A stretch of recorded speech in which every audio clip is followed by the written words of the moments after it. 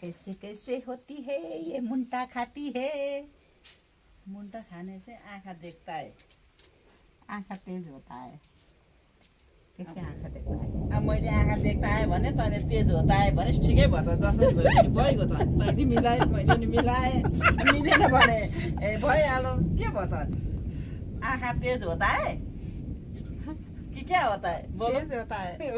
हिंदी में बात करता है या।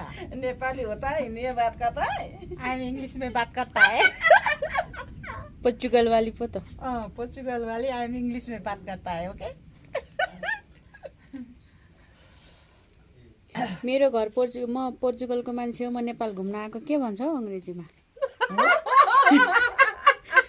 ल हामी नेपालीलाई त आउँदैन, ल यति भनिदिनु पर्यो लु त।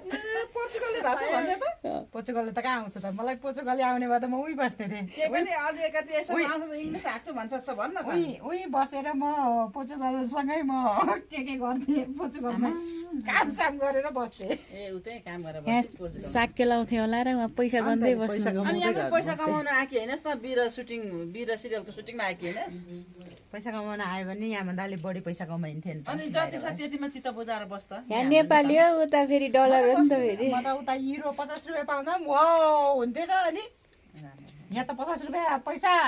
यसलाई भरे यो सुटिङको तरकारी खान नदिने भयो विदेशी भइसक्यो छैन विदेशी त के हुनु।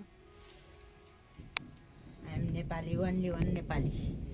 त्यो पनि अङ्ग्रेजीमै आयो नो विदेशी नो विदेशी। पोर्चुगली भाषा त आउनु पर्छ बोन्दिया सबैजनाले बोन्दिया।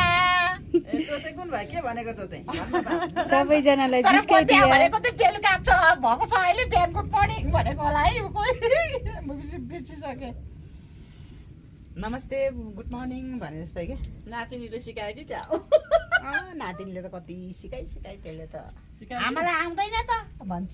बिचारा अनि आमाले केही बुझ्नुहुन्न त भन्छ। यो फर्सीको मुन्टा चाहिँ बेलुका खाने चाहिँ होइन है भोलि बिहान खाने भने फेरि मलाई अहिले पकाएर खान्छु राति सबै सुतेपछि है। टिमुर र टमाटरको अचार अनि फर्सीको मुन्टालाई चट्ट घिउ हाल्ने अनि हरियो खुर्सानी पड्काउने अनि थोरै ज्वानो पड्काएर खाने सम्झिने सम्झिने पानी छम्किने टिमुर त छ नि मैले बोकेर ल्याएको छु नि टिमुर तपाईँको टिमुर रेडी हुँदासम्म खानै पाकी छ। त्यही त नि। होइन नि त्यो त गोल भेडासँग हालेर टिमुरको अचार बनाउनु मसँग टिमुर छ नि